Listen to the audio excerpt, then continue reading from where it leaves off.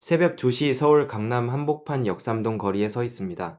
한때 이 골목은 숨쟨 틈도 없이 사람들로 가득 찼고 귀를 찢는 음악 소리와 화려한 조명이 밤하늘을 수놓았습니다. 그런데 지금 제 눈앞에 보이는 것은 불이 꺼진 간판과 철문이 내려진 건물뿐입니다. 한때 줄을 서서 입장권을 사던 젊은이들의 열기는 사라졌고 빈 주차장 위로 차가운 바람만 쓸쓸하게 불어옵니다. 2018년 11월 어느 밤 이 거리에서 대한민국을 뒤흔든 하나의 사건이 터졌습니다. 강남 논현동에 위치한 한 거대한 유흥시설 안에서 한 남성이 경비원들에게 무자비하게 구타당했습니다. 피해자는 도움을 요청했지만 출동한 경찰은 오히려 피해자를 제압하고 가해자 편에 섰습니다. 이것이 바로 대한민국 역사에 길이 남을 사건의 시작이었습니다. 그 유흥시설의 이름은 온 국민이 기억하고 있습니다. 사건이 언론에 보도되자 대한민국 전체가 충격에 빠졌습니다. 단순한 폭행 사건이 아니었기 때문입니다.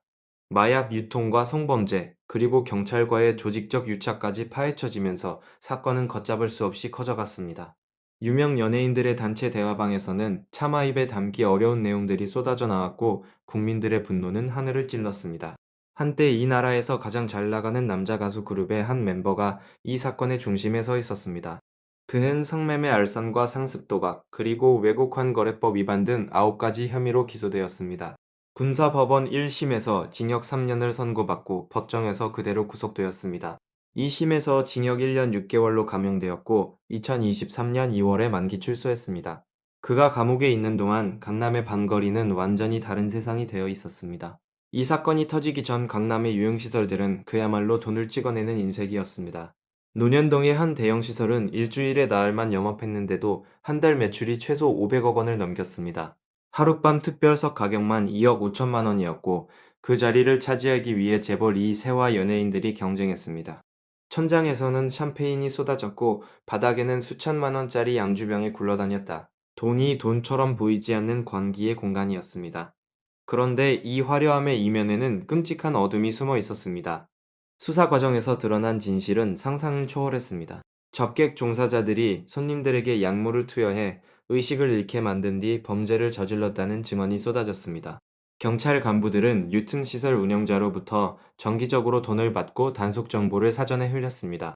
법의 수호자가 범죄의 방패막이 역할을 한 것입니다. 국세청이 칼을 빼들었습니다. 전국 21개 유흥시설에 대한 동시 세무조사에 착수했고 그 결과는 충격적이었습니다. 논현동의 그 대형시설 한 곳에서만 탈세 금액이 600억 원에 달했습니다.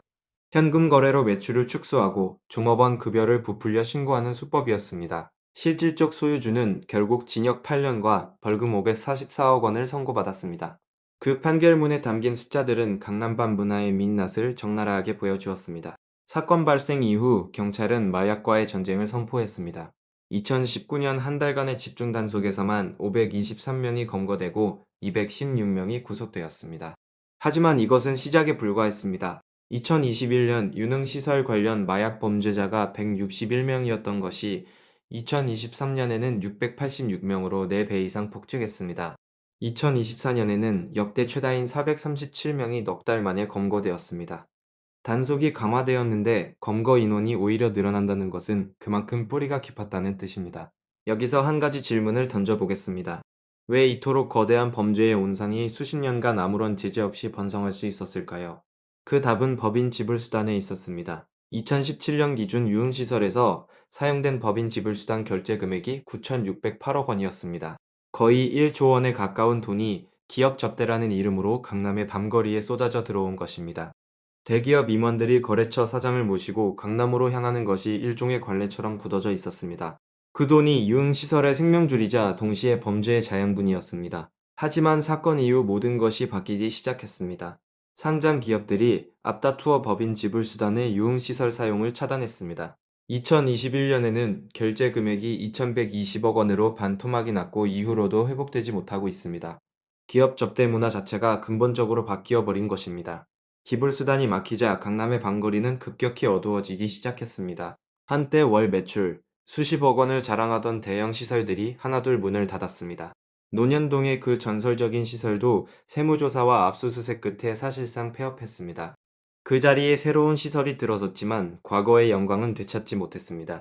2024년에는 또 다른 대형 시설마저 갑자기 문을 닫으며 강남 유흥가에 충격을 안겼습니다. 이것은 단순히 몇몇 시설의 폐업이 아니었습니다. 2025년 한 해에만 전국에서 12,000곳이 넘는 유흥시설이 폐업 신고를 했습니다. 노래 연습장은 2019년 3421곳에서 25,000곳 미만으로 줄었습니다. 호프집과 주점은 10,000곳 이상이 사라졌습니다. 대한민국의 밤문화 전체가 붕괴하고 있는 것입니다. 한 가지 더 중요한 변화가 있습니다. 이 나라의 젊은 세대가 완전히 달라졌습니다. 과거에는 금요일 밤이면 친구들과 어울려 클럽에 가는 것이 당연한 문화였습니다. 하지만 지금의 20, 30대는 다릅니다. 혼자 마시는 술이 편하고 혼자 먹는 밥이 자유롭다고 말합니다.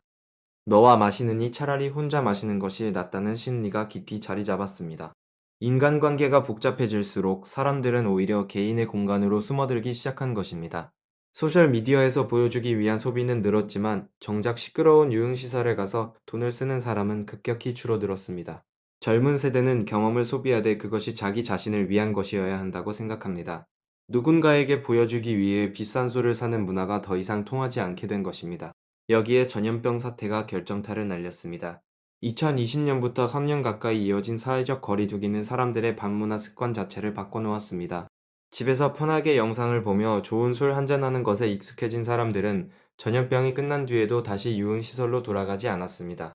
한번 바뀐 습관은 쉽게 되돌릴 수 없었습니다. 이 모든 변화의 중심에서 가장 큰 타격을 받은 곳이 바로 강남이었습니다. 강남구청은 유통시설 관리 규정을 대폭 강화했습니다. 새벽 영업 제한과 음주 단속 그리고 건축 안전 기준까지 행정 절차가 까다로워졌습니다.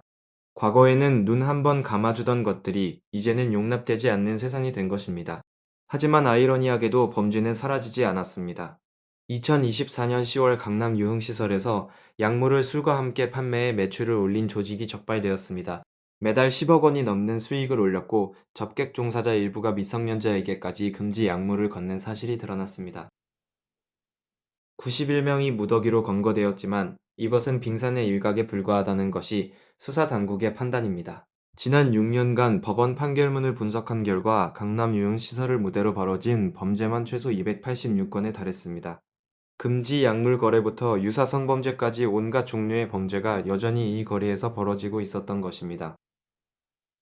그렇다면 사건의 핵심 인물은 지금 어디에서 무엇을 하고 있을까요? 2023년 2월 출소한 그는 대한민국이 아닌 동남아시아에서 새로운 삶을 시작했습니다.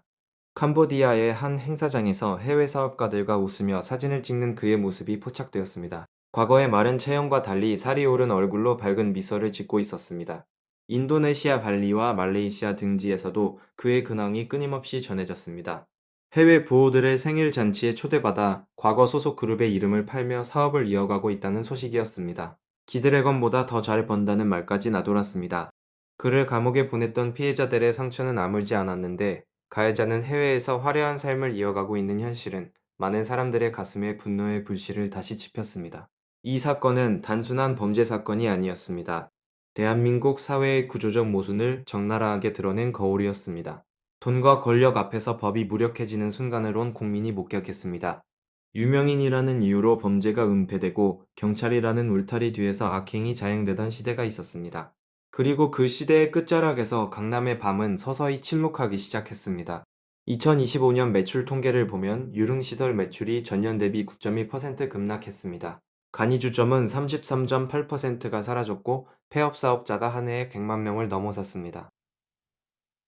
역사상 처음 있는 일이었습니다. 이 숫자들 뒤에는 평생 모은 돈을 투자해 가게를 열었다가 전부 잃어버린 사람들의 눈물이 있습니다.